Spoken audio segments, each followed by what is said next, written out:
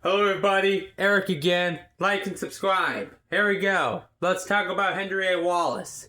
Henry Agard Wallace, October 7th, 1888 to November 18th, 1965, was the 33rd Vice President of the United States, serving from 1941 to 1945 under President Franklin D. Roosevelt. He served as the 11th U.S. Secretary of Agriculture and the 10th U.S. Secretary of Commerce. He was the nominee of the New Progressive Party in the 1948 presidential election.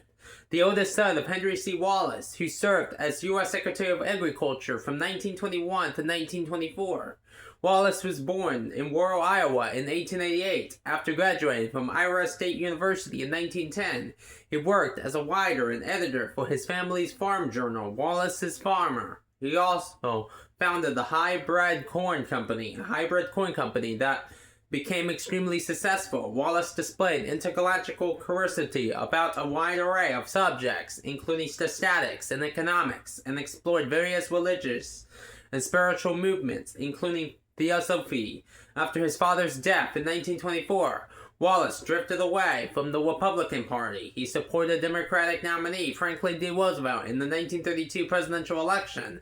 Wallace served as Secretary of Agriculture under Roosevelt from 1933 to 1940. He strongly supported the New Deal and presided over a major shift in federal agricultural policy, implementing measures designed to curtail agricultural surpluses and to ameliorate rural poverty.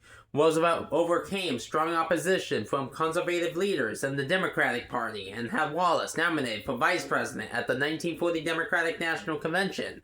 The Roosevelt-Wallace ticket won the 1940 presidential election. At the 1944 Democratic National Convention, conservative party leaders defeated Wallace's bid for a re-nomination, replacing Missouri Senator Harry S. Truman on the Democratic ticket instead. In early 1945, Roosevelt appointed Wallace as Secretary of Commerce.